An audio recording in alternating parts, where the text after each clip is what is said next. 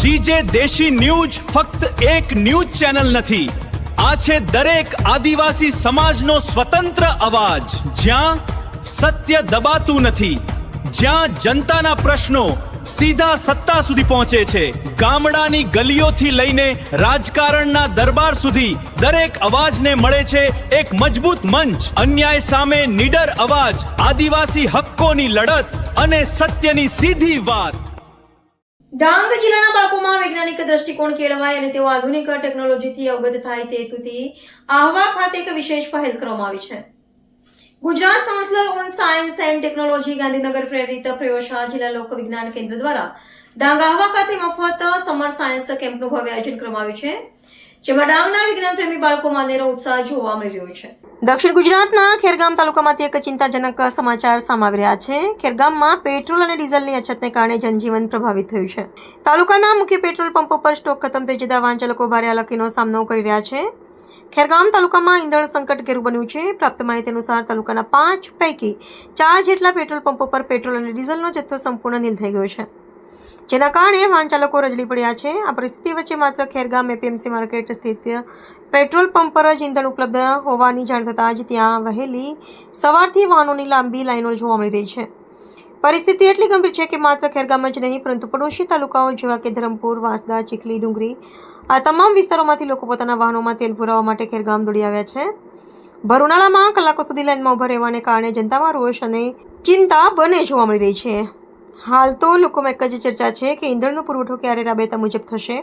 શું આ કોઈ ટેકનિકલ સમસ્યા છે કે પછી પાછળથી જ સપ્લાય ખોરવાયો છે? જોહાર, નવસારી જિલ્લાના ખેરગામ તાલુકામાં પેટ્રોલ પંપ ચીખલી તાલુકા સહકારી રૂપાંતર અને વેચાણ કેન્દ્ર મંડળીના પેટ્રોલ પંપ પર આવ્યા છે, જ્યારે મોટી મોટી લાંબી કતારો દેખાઈ રહી છે। શાના માટે કતારો દેખાઈ રહી છે એ જાણવાનો પ્રયત્ન કર્યો। સૌપ્રથમ તો આપણે અહીંયાના સ્થાનિક વેચાણ કરતા જે ઓપરેટર છે એમને પૂછ્યું, જે અહીંયા સ્થાનિક ઓપરેટર છે એ શું કારણ છે કે અહીંયા આટલી બધી લાઈનો છે?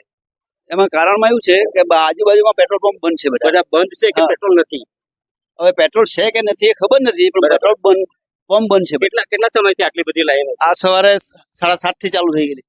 સવારના 7:30 થી આ લાઈનો ચાલે છે, કતાર છે, જાણે કોઈ પેટ્રોલ પંપ ફૂટી ગયો અને ગ્રાહકોનો રાફડો ફાટ્યો એવું દેખાઈ રહ્યું છે। જી આપણે અહીંયા જે લાઈનો ઉભા છે એ ભાઈઓને બી વાતચીત કરશે, શું કહેવા માંગે છે એ લોકો। શું છે ભાઈ અહીંયા ઉભા કલાકની ઉભેલા છે? બોલાય નથી શાના માટે? પેટ્રોલ માટે। બીજી જગ્યાએ પેટ્રોલ નથી? ખેરગામમાં ગાડી નથી, કોઈ જગ્યાએ નથી। બીજા ભાઈને બી પૂછું, શાના માટે ઉભા છો? પેટ્રોલ પુરાવા। પેટ્રોલ તો બીજા બી પંપ છે તો શું કહેશો? નથી, ત્યાં પેટ્રોલ નથી। આપણે અહીંયા ઘણા બધા ગ્રાહકો છે, અમને એમની જોડે વાત કરીશું, શું કારણસર આટલી લાઈનો છે કે પેટ્રોલનો જથ્થો અવેલેબલ નથી કે શું નામ છે ભાઈ? જુગલભાઈ, હવે શું હવે લાઈનમાં આટલા ઉભા છો શું છે? 2 દિવસથી પેલા પેટ્રોલ પંપ પર પેટ્રોલ નથી મળતું, એટલે બે દિવસથી પેટ્રોલ નથી આ બાજુ મળતું। આવો છો શાના માટે લાઈનમાં ઉભા છો? નથી પેટ્રોલ બિલકુલ। શું નામ છે તમારું? મારું નામ અશોક અગ્રવાલ। છેલ્લા 2 દિવસથી આ પેટ્રોલ પંપ ખૂબ મોટી લાઈનોમાં લોકો ઉભેલા છે, તડકાના તાપમાં, ગરમીમાં, અને અહીંયા પેટ્રોલનો સ્ટોક એટલો છે નહીં કે આ બધાને પૂરો કરી શકે। બીજા બધા ગામના જે પેટ્રોલ પંપો છે એ સદંતર બંધ છે 2 દિવસથી। બરાબર જી, એક ભાઈ આપણા જોડે વાત કરી રહ્યા છે, છેલ્લા 2 દિવસથી પેટ્રોલ નથી એમ જણાવી રહ્યા છે। બીજા ભાઈઓ બી છે, એમની જોડે વાતચીત કરશું, જાણવાનો પ્રયત્ન કરીએ કે શું કહે છે એ લોકો। જી, તમારું નામ? સચિનભાઈ। હવે શાના માટે ઉભા છો લાઈનમાં? આ પેટ્રોલ માટે। તો બીજી જગ્યાએ નથી મળતું પેટ્રોલ? બીજે આવી જ લાઈન છે, બધે બીજી આવી જ લાઈન છે એવી જ છે। તો અહીંયા કેટલા સમયથી તમે ઉભા છો લાઈન? એ મને અડધો કલાક જેવો થઈ ગયો। જી કાકા, ક્યાંથી આવો છો? સારંગપુરથી।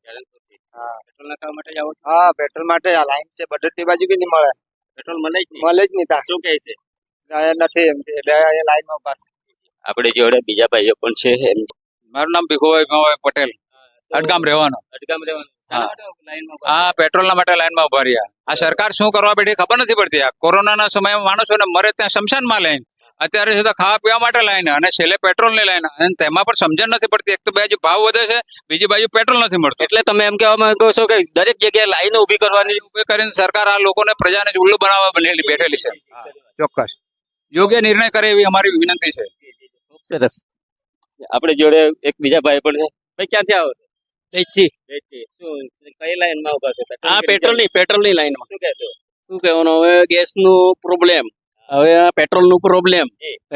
2-3 જગ્યાએ પ્રોબ્લેમ એમ. અને આ તડકામાં 1-2 કલાક લાઈનમાં ઉભા રહેલા છે 2 શું કલાકથી કરીએ? ઉભા રહેલા હા હા સાચી લાઈન આવી છે. જી જી બહેનો છે બેન, શું કહેશો આજે આજે પેટ્રોલ માટે શું કહેશો ક્યારના ઉભી રહેલા છે વાર ડુંગરીથી અહીંયા આવ્યા ક્યાંથી ડુંગરીથી હા. પેટ્રોલ નાખવા માટે જ આવ્યા છે ડુંગળીમાં નથી પેટ્રોલ બધા પેટ્રોલ પંપ બંધ થઈ ગયા ને 3.5 કલાકથી અહીંયા ઉભી રહેલા ખાસો સમયથી ઉભા રહેલા છે એમ કહે છે જોવાનું રહ્યું કે આગળ કોઈ બીજા કસ્ટમર છે જો પૂછવાનો પ્રયત્ન કરીએ આપણે ભાઈ શું નામ તમારું રજનીકાંતભાઈ તો હવે કેટલા સમયથી અહીંયા ઉભા છો હમણાં 1 કલાક થઈ જવાનો 1 કલાક થઈ જાય હા. શેના માટે આ પેટ્રોલ મારે પેટ્રોલ માટે તો બીજે મળતું નથી પેટ્રોલ એમ આ બીજે ક્યાંય નથી મળ્યો તઈ બાંબા ભેરવી તઈ પણ જઈએ બટા નથી મળતું પેટ્રોલની અછત છે એવું જણાઈ રહ્યું છે જે આપણે એ જાણવાનો પ્રયત્ન કરીએ કે હવે આપણે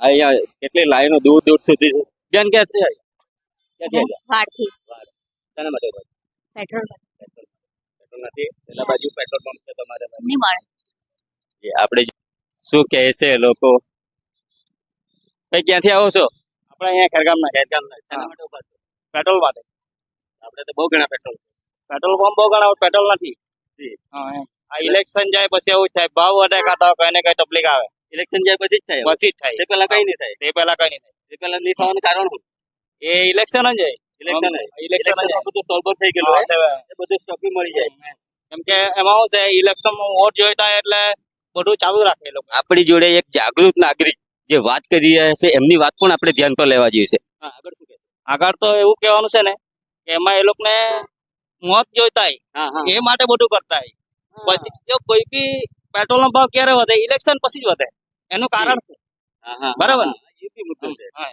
જે વસ્તુ ભાવ કોઈ બી વસ્તુમાં ભાવ વધે ઇલેક્શન પછી જ વધે ઇલેક્શન પછી જ પહેલા વધે. કોઈ વધતો કોઈ બી જગ્યાએ તમે જો કોઈ બી થતું નથી આપણી જોડે આગેવાન છે એમની જોડે એમણે વાત કરી છે આટલી પાછળ તમે જોઈ શકો છો એટલી લાઈન છે જે દેશી ન્યૂઝ વોઇસ ઓફ આદિવાસી